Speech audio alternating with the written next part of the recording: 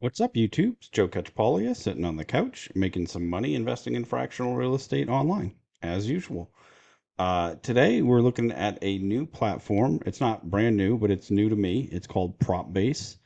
A couple of people have brought this up in the Discord and through my DMs and asked me about it. I think I might have even like just done a very tiny overview of it in a video months ago, but it looks a lot different. So not 100% sure it's the product that they're selling that seems the same to me, but maybe it's just a similar competitor.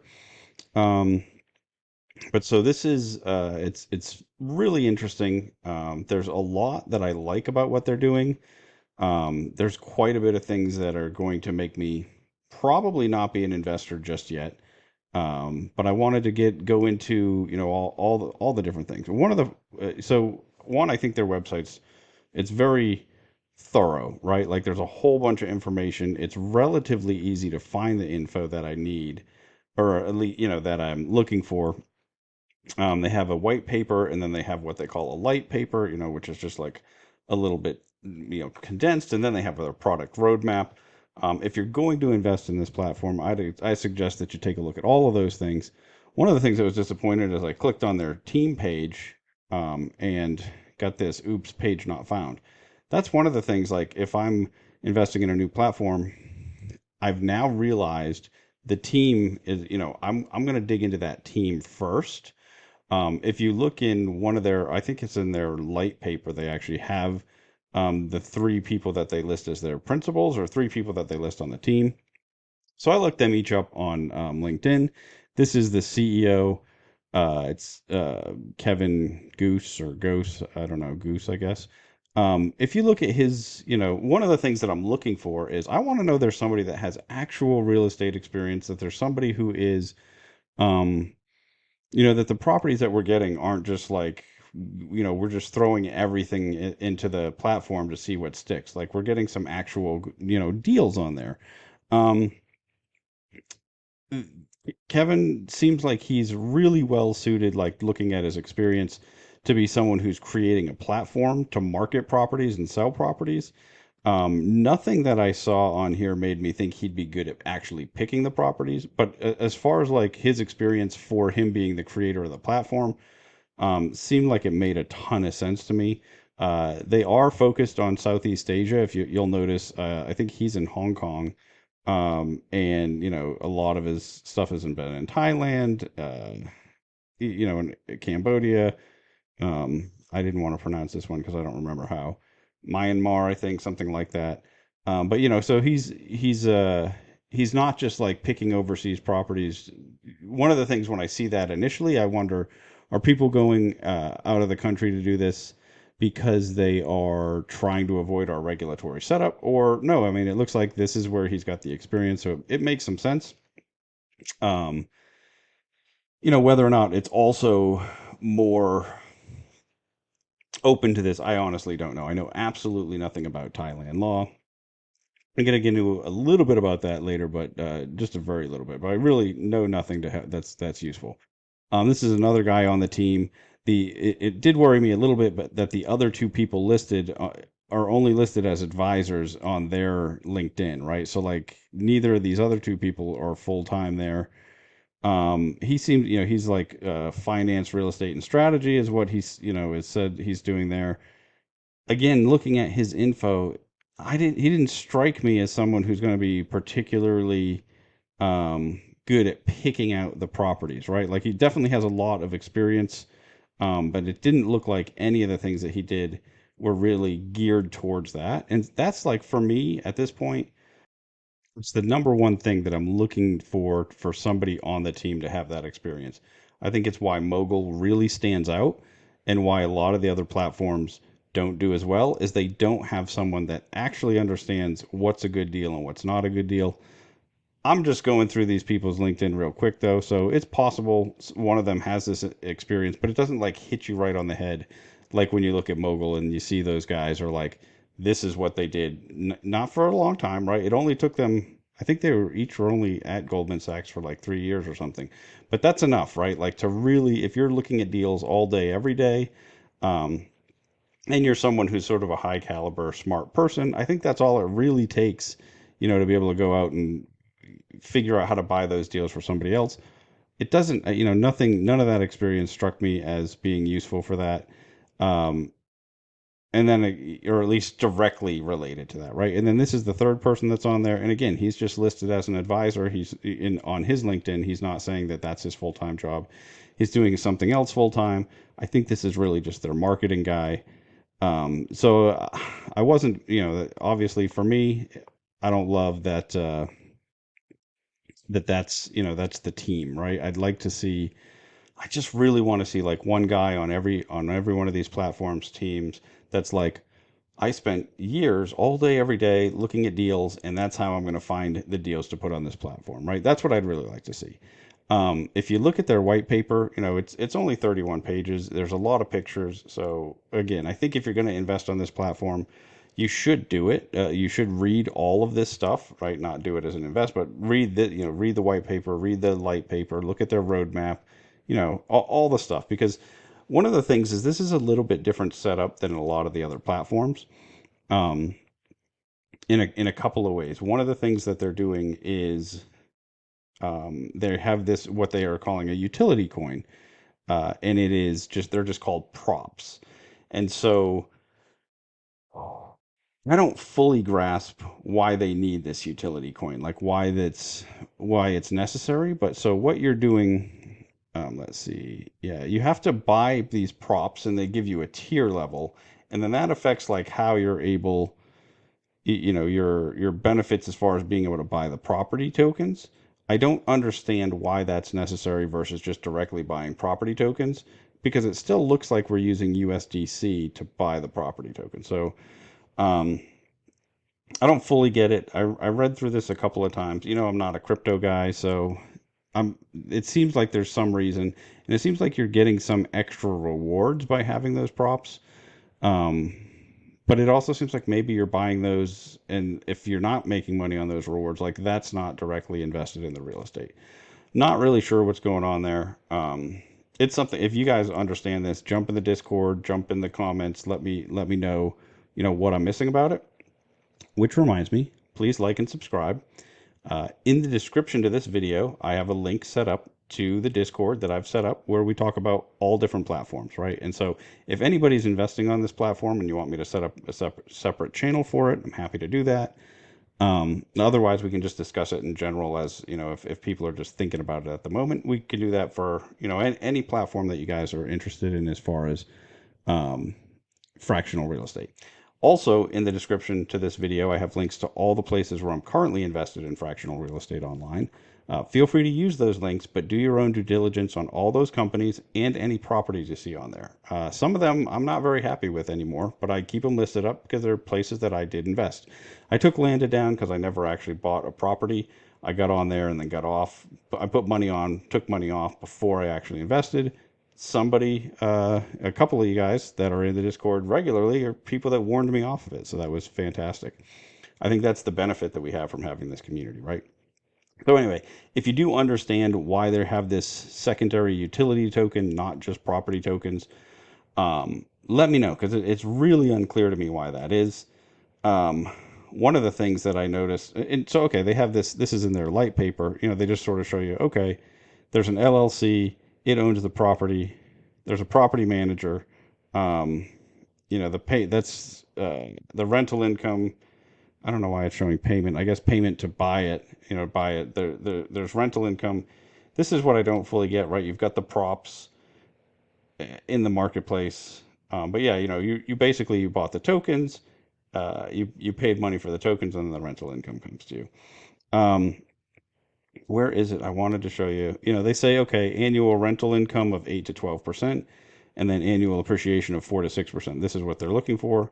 When we look at their marketplace, it doesn't look like they're achieving that on the deals that they found so far. But where did it go? I wanted to show you one of the things that looked amazing on here is it shows their secondary market trading fee is only 1% from the seller, and free for the buyer. It looked like, or it might be flipped.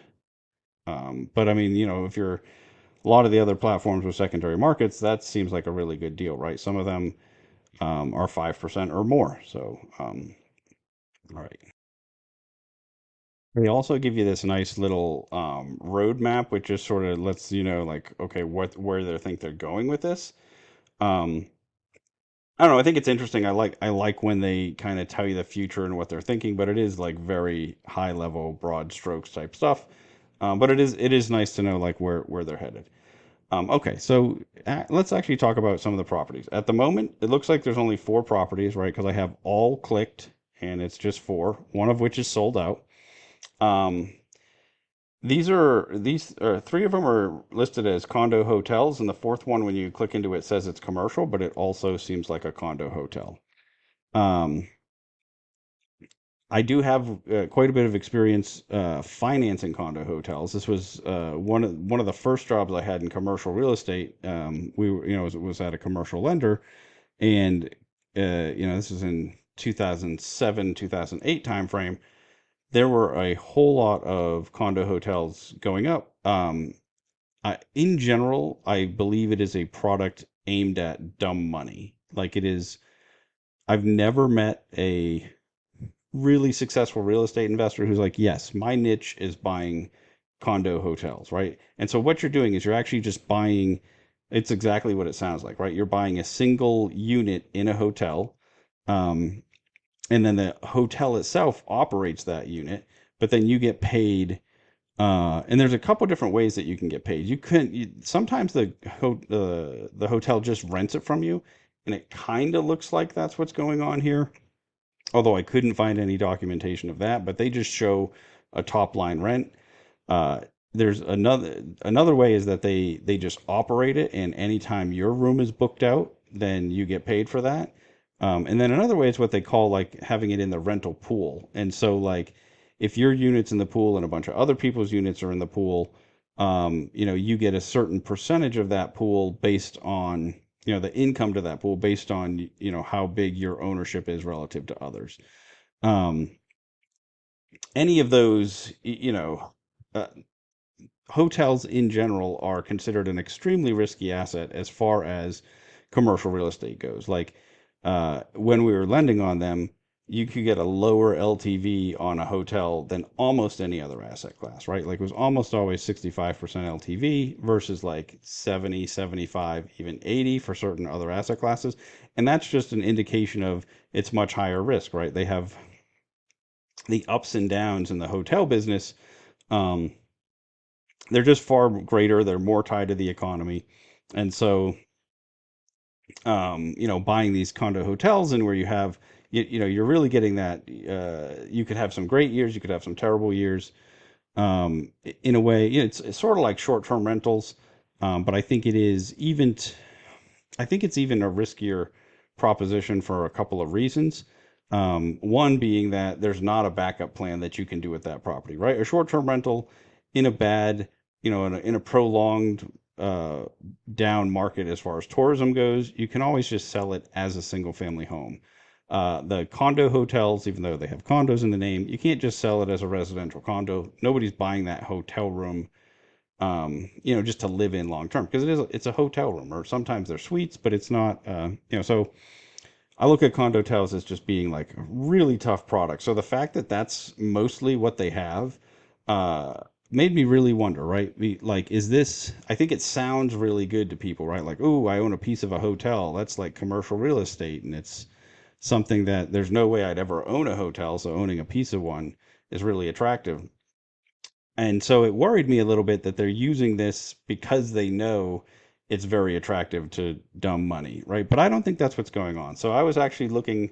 Oh, that's not it. I spent a little while Googling about Thailand property laws just to see, like, I think that's another risk, right? It's another thing. I don't really understand how the law in Thailand works relative to our law. It makes it very difficult for me to do due diligence on any sort of the legal documents there. But one of the things that I came across was this that we foreigners can't own um, land. You can only control it through long-term leases, but we can own a certain percentage of condo properties, right? And so I think this is probably why you're not just seeing single family homes or something, because as foreigners investing in Thailand, it looks like maybe we can't do that. You could only do it using like a long-term lease. But as a purchaser of a condo, that's okay as long as they're not, the condo building itself or the total floor area in the condo building is mostly owned by Thai nationals, right? 51%. So I thought that was really interesting, and I think maybe that's why they've got the condo tells first. It made me feel a little bit less like it's just targeted for people who really don't know what they're doing, but it's still a little bit of a worry. So where I was talking about not really understanding the laws relate, in Thailand and how those compare to ours. One of the things that's going to be really tough is going through the legal documents and understanding exactly what's going on. So this is the purchase and sale agreement to one of the properties that I pulled up. Um, a lot of it is not in English, and I think what's happening is it's written in Thai. I think that's Thai. I don't really know. That is, yeah, I don't know. And then written in English underneath. But the English is poorly translated as far as I can tell, because sometimes the sentences really just don't make sense. But one of the things, especially when you're reading legal documents, there's a lot of times that words in those documents mean a lot more or something different from what most people would understand it to mean. So, and I'll give you an example that's completely unrelated to this, but it's one that I saw somebody really sort of ruin a ton of clients' um, taxes and tax structures because of this. So, like in when you're doing taxes and when you read like IRS code, there is a big difference between uh, allowable what are they expenses like allowable deductions and allowed deductions, right? And a lot of people when they read the tax code, they think those two things are basically interchangeable. They're just using a different tense, right? Like, but they're not. It is, if it was allowed, it means you actually took advantage of that deduction, where if it's allowable, it means you can. But so I worked with a CPA for a while who was like, no, it's allowed, even though he didn't take it, it was allowed. So he's still he still has to, pay back. Anyway, it's. I just wanted to point out those words, not to try to give you any real understanding of what that issue is. So this is not a, tax advice or any sort of legal advice, but it is just to point out that sometimes two words that in English would seem like they're saying the same thing when you're reading code or a document or a contract might mean very different things. And so um, I don't know if I don't know the legal setup in this other country. There's no way I'm going to know what's going on, right? And I mean that we have a little bit of this problem from one state to the next in the U.S., but going to another country and dealing with this um, really just terrifies me. I mean, I'll never know if we're really getting what I think we're getting. If the interest is, it'll be very hard to fully understand um, what the risks are to our interest, right? And what, because obviously they do have a bias against foreign nationals investing there. And sometimes when you see that in some countries that I've looked at, you actually have, there's other things in addition to not just, there's other rights that are limited or changed in a way that you might not expect. And so I don't know. It very much worries me from that perspective, right? So because that's again an additional risk, I've mentioned a few, risks now. I would want to get paid significantly more to invest in these deals than I would say just a property here in the U.S., right? If and so far, you remember in their light paper they were saying, 12%, I think it was 8 to 12% cash on cash and plus another 5 or 6% appreciation. Well, so far, their average investor IRR is 6.76%. Now, obviously, they don't have a lot of properties up yet. And this, I believe, is really only reflecting the cash flow. So let me show you. So, like I said, there's a lot of risks that make me not an investor right now. But there's a lot of the way their website works, the way they present info. Like I like a lot of what they're doing. If they had different assets in different jurisdictions, I think I'd be much more likely to do this. Or if I do have to invest somewhere I'm uncomfortable with and in an asset type I'm uncomfortable with, I would need to just get a significantly higher rate of return to be comfortable or to want to do it, right? Otherwise, it just doesn't make sense. Um, so let's see. This is, they do have, all this stuff about the tokens and the prices and the sell-offs. But if you scroll down to here, okay, this is where you get to read your property description. They do have a nice little video on each property, which is, it's good marketing, but it's not necessarily super helpful to know. I mean, it gives you a sense of the property, but that's about it. You got all the token detail info. Everybody that's watching this video understands this stuff better than I do, I'm sure. But okay, the financials, right? You've got your total value. The transactions are happening in the Thailand currency, but they're giving us the numbers in USD.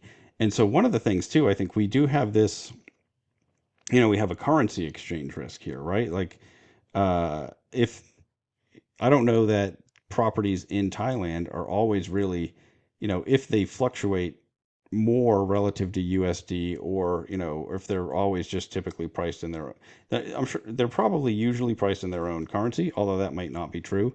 I know there are some other countries that use USD to price their real estate because of how wildly their currency swings. So that would be something I'd have to find out. But anyway, everything here is priced in USD, but it is not what the transaction's actually being done in. If we looked at that contract, I think it's actually like we're spending millions of bucks on millions of whatever they are. Yeah, we're 5,195,000 bought. Um, sounds like a lot, but I guess that is 162,000 for. They are outlining, all the fees from the transaction. Okay, there's a prop-based closing fee. So this is one way Propbase is making money. They're getting 3% here. So that 1% I mentioned is like the aftermarket trading back and forth. This is where they're making their, this is onboarding properties seems to be where they're really making their money, right? Although this is not a ton of money because these are mostly cheap properties. You've got the Dow LLC costs, and I think this becomes so some of these, like this is a one-time fee, but I think this is going to be annual. Is this annual? Oh, this just says the setup. But like so they're doing an annual third-party valuation. They're doing an annual audit. Both of those things I think are smart moves, right? I think that they're not a ton of money. Although if you think about it, it's but add those two together and it's more than half a month's rent on here. So um, that does seem to get a little bit of expensive. They have an annual registration fee for the LLC, and then one thing that I like, they do have a reserve fund that they are putting money into every year. This is the property transfer fee, and so when they say total projected gross, I'm actually this is it's weird that it's this percent. I'm not 100% sure how they get here from the 162. Um, Total project the gross projected gross annual growth rate of your investment in this property over a 5-year hold period. Gross rent and asset appreciation. Okay, I guess so. You just your total return. I don't. It's just whenever you say gross, it makes me think that you're not that your actual return is going to be lower than that. But I'm just not sure. Um, Appreciation rate 5.5%. If you've watched my other videos, whenever investment is whenever they're predicting a lot of your return coming from your appreciation, it worries me. 5.5% um, is pushing it in my mind. Now, again, I don't know anything about the Thailand market, um, but that just so it's possible that they have stronger appreciation or stronger average appreciation. Um, I find it hard to believe that that's just that we're just going to be able to count on that. Their gross rental yield, this is on an annual basis. This is just, I believe they're just saying like your revenue to price ratio, right? You're okay. Let's actually look at that. I think that's what they're doing here. So 1205 times 12 divided by 16, 8.9. It's pretty close, but I don't think I used their exact number. Yeah, 16.4 It still doesn't work out exactly, but I think they're saying, I mean, that does seem like your top line rental income on an annual basis. But anyway, pretty close to that. I don't know what they're doing that's a little bit different than their cash on cash. This is actually really surprising to me. They're saying, okay, monthly hotel operation fee, 301.17, total monthly costs, 301.17. Like, are we not, is it, we don't pay any property taxes here? Uh, we don't pay anything else. Like, this is the total cost. I don't know. If that's true, like that's what bothered me a little bit. I couldn't find any documentation on like this agreement that says this. If I missed it and it's in there, somebody please point that out to me, and I'll try to go over it in the future. Um, but yeah, so net monthly cash flow, and so it's showing a cap rate a little bit higher than our cash on cash return because I think they're just doing the cap rate based on the purchase price, and then our cash on cash return based on all the money that we put in. I'm actually okay with that. I think that's a lot of times that's what you'll see, right? Cap rate is really just based on the property purchase itself. It's actually like that, there's that distinction there. But 6.62% cash on cash return, what I'm always doing, right? I'm comparing this investment to other investments that I can make and thinking about like, okay, if I'm adjusting for risk, like how do we stack up? And in this instance, we don't even have to do a risk adjusted return, right?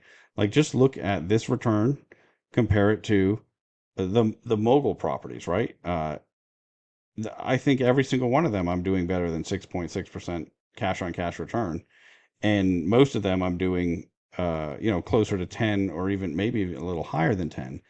That's in they're all U.S. markets. They're properties that places where I have a lot of access to info related to those markets that I just don't have. I would have to develop a bunch of new skills to understand one, what's the value of that condo tell, how um what are the risks, what's the future outlook, what are the laws in Thailand that are going to affect me. One of the things to talk a little bit more about the condo tel risk is so whenever we would evaluate hotels here in the U.S., and I bet they're everywhere, we would get STAR reports, which is stood for Smith Travel Research. This is a report you can pay for it, and they're pretty expensive, but you can get it on any hotel that at least any hotel in the U.S. Or I would guess any hotel in the world, and it'll tell you, it'll show you all your competitive set, the other properties near you that are on the same tier level. It'll tell you like your average daily rates, your occupancy expectations. You get all this like a ton of data. And we would never make a loan against a condo hotel without that data, and I'd certainly never want to buy one, right, without that information. Um, it doesn't seem like that's what we're getting with this property valuation that we're getting. It'd be nice if I didn't see a copy of that in the documents. Maybe I wonder if they have it and I just missed it. Oh, they do have a copy of that. Okay, I missed that. Or did I click on it last time too and it didn't open? Oh, coming soon. Yeah, that's what happened. So they don't have it in this one. I wonder if they have it in one of the other ones though that I could look at. They should have it in the closed one, I would hope. So this one's sold out. Let's see if they have it there. Um, I knew there was some reason I hadn't looked at it. Valuation report. Oh, coming soon there too.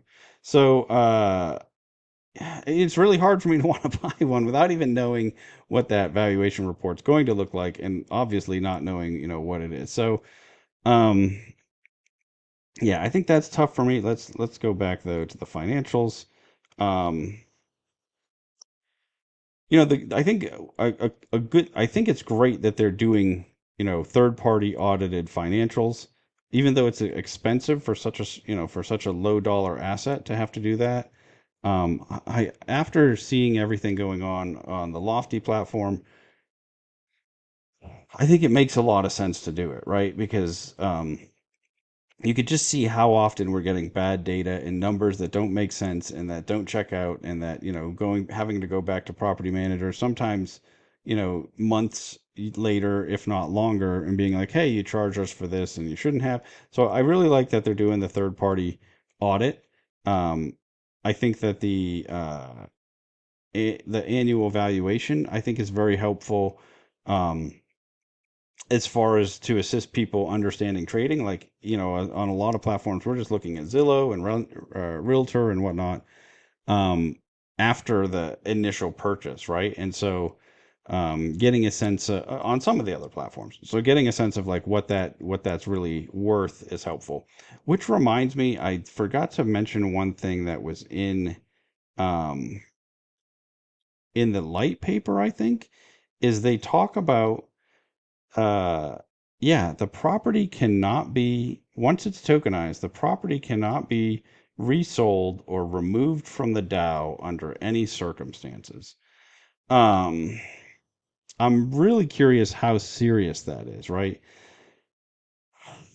If you've been on Lofty, you realize how dangerous that is for a policy, right? Some of those properties, in retrospect, and I mean, for some people, it would have been, I think, obvious on the front end, but for the platform, in retrospect, a lot of those properties never would have, they're just never going to be good investment properties. And so selling them in the real world is the only thing that makes sense. Um, because, sometimes you're in a market where your expenses and your vacancy just are end up being more than your rental income. Like when you really add it up and you look at your capex and everything like that. And so, we if on Lofty you were stuck, those DAOs could never sell some of those properties. Um, I think the value of the tokens ends up going to zero. So, because you can't have an owner occupant purchase them. So you're really stuck. So I think that's a very scary proposition that you are unable to sell those tokens or sell the properties but I think that's why they're doing, sorry about that freezing. I think that's why they're doing this annual valuation, is to try to help the tokens continue to trade at an amount that is relative to the value of the property. Um, but I think that one of the things that happens, right, if you're in this market that is, you've by doing that, you've completely disconnected this market to the real world value, right? Because if you can't ever sell it in real life, I mean, I don't know how serious that statement is, right? But if there's really no circumstances where you would sell it in real life, all of a sudden that real world value becomes meaningless, right? Now it's just, okay, I'm buying this token, and what is the future cash flow of this token look like, knowing that I'll never sell it for the real world value. Like, it just becomes, it's really strange. One of the reasons I really like tokenized real estate and fractional real estate is I can figure out what the value of a property is, and that's like puts a floor on the value, so even though the tokens on some platforms are going below the real world asset price, I know at least I can vote to sell that property, and if I can convince everybody else to do it, we should be able to achieve something close to the real world value. There'll be closing costs, and we don't do sales great on some of the platforms, but in general, uh, that token should be tied to a real world value. As soon as you say I can never sell this property, it makes me think that, okay, so what's the real world value have anything to do with it, right? Like, now token value is all we have. Um, so the more I think about that, talking out loud or thinking out loud about that, the more I think that, I don't know, maybe the annual property valuation is kind of a waste of time, right? Like, why am I spending that every year when we're never going to sell it anyway? I mean, that seems really strange. And it also seems like, what are we doing if I don't know. Obviously you can sell the tokens if your outlook on a certain market is changes, right? But overall, the token holders in general are going to be stuck with this asset regardless of what happens in that market, and that seems, I don't know. It seems like a poor decision, and I'm curious. I understand from the platform's point of view, they're like, hey, we did the work once. Let's just keep this on the platform forever. What are we getting out of it selling, right? I mean, I understand that, and a little bit like you avoid some of this like argument over should we sell, should we not sell. But saying that it can't happen under any circumstances is just really strange to me. Um, And I wonder if that's just like more strongly worded than what's true, right? Because I mean, even if our LLC has an operating agreement, it would seem that if you had unanimous consent of the token holders, you should be able to do whatever you want, right? If 100% of the token holders agreed to sell it, it seems unlikely that, like in that instance, yeah, it's I think yeah, you probably can't do it with a majority, but is it really possible to get you stuck somewhere where everybody agreeing to it doesn't work? I don't know. Um, so yeah, to me, that makes it's one of the protections that we have in fractional real estate that they're taking away. So overall, okay, let's think about just to kind of wrap it up. One, they're using a utility token, which it looks like you can get some rewards and um, some yield from that, but I don't really understand what they're doing. So I don't have a big opinion on that. Whether that's a good thing or not, somebody with a more technical aptitude than me, please jump into the Discord, into the comments, explain what I'm missing here, why they are using it, and is this a net benefit to us as someone who's just trying to get access to real estate investment, right? Is it? I don't know. It's in a market that I'm just not comfortable with because I don't know anything about. It's a property type that I think is normal. All the ones so far are property types that I think are normally just scammy, right? Like they're normally um, sold to. It's normally savvy developers selling to some of the least savvy investors out there. Maybe that's changed a little bit over the years, but I still have never run into an extremely successful condo hotel investor. I Somebody who's successful in real estate. I know a lot of rich doctors, lawyers, other types of business people who own these, but I don't know anybody who that's like the way they've made their money, right? Like by investing in these and moving up. The way that you just know a lot of people, or I know a lot of people that have done that with single family homes or small, multifamily, other types of commercial. Um, so yeah, I don't really love the asset class. Um, I am, in addition to not understanding the laws or knowing the market in Thailand, not being able to read some of the due diligence documents is going to be problematic for me, because the translations don't seem great. Um, like I said, I think the website's extremely well done. I like that, all the stuff that they're saying they're providing us, I think is like, I think the way they're laying out their financials makes a lot of sense. Um, I don't, obviously not having this valuation report at the moment is problematic. Um, Not having I couldn't find like a lease or an agreement with the hotel. Again, what is this one? Yeah, that's the purchase and sale agreement. But I couldn't find the agreement that says like how that rent works. Again, maybe I missed it. It's perfectly possible. If you guys see that, point that out. I think the overall, I love that their aftermarket trading fees are so low. I think the overall setup could be great or could work well, but if they had assets in markets that I wanted to be in and um, had property types and properties that I was like excited about that property, the yield on that property. Now again, I'd be more than happy to invest in a condotel in Thailand if I'm going to get 30% returns, right? Something like that. Like I want a very high return for taking on all these additional risks, right? It's so many unknowns, and that I just can't, if I can't understand what that risk is, I'm just assuming it's high, right? Could be perfectly it could be a wrong assumption, but it's the only way to follow rule number one, right? Don't lose money. As long as I can do that, there's no reason for me to do this. Now, one argument is okay. Well, I'm getting some geographic diversification, and I think that's a legitimate bonus. Something that's good for us.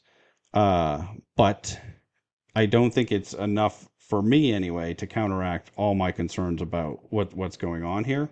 It's definitely a platform that I'll follow because like I said, I mean, I didn't see anything that made me think. I don't fully understand the utility token portion of it, but I didn't see anything that made me think, oh, this is a terrible platform.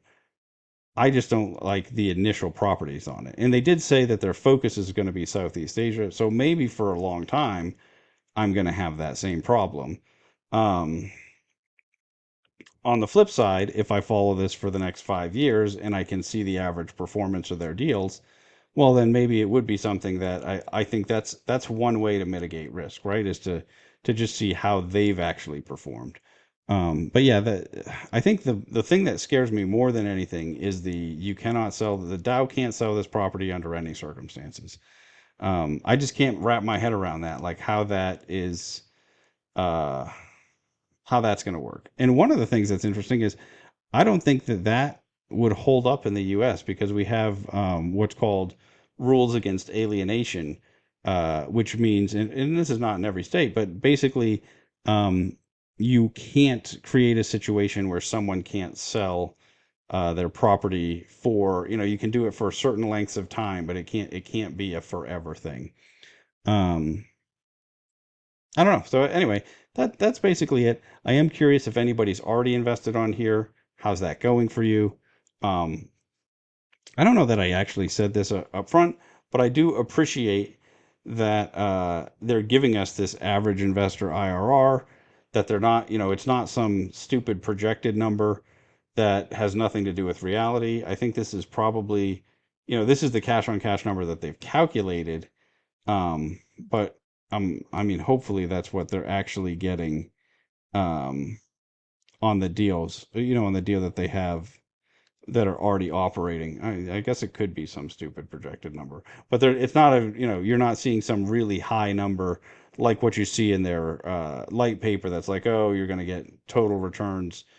This looks like it lines up to what the property details look like. So it at least 6.76 does not look like they are over promising, and at that point is basically my point there. Anyway, that's it. So I don't really think I'm going to buy into this one. I don't know. I'm curious if anybody else is. Uh, I've gone back and forth. I thought maybe I'll just, sort of like what I did on Collab, but just buy a little bit of it just to keep me like getting the info. But I don't always love to do that because it's like there's just so many reasons for me to not want to do this. I don't want other people to see me in this one. I think this already happened in Collab a little bit and be like, oh, well, he's buying in that platform. Maybe I should too. Because again, just because I buy on a platform doesn't mean that you should. Just because I pick a certain property doesn't mean that you should. And the opposite, right?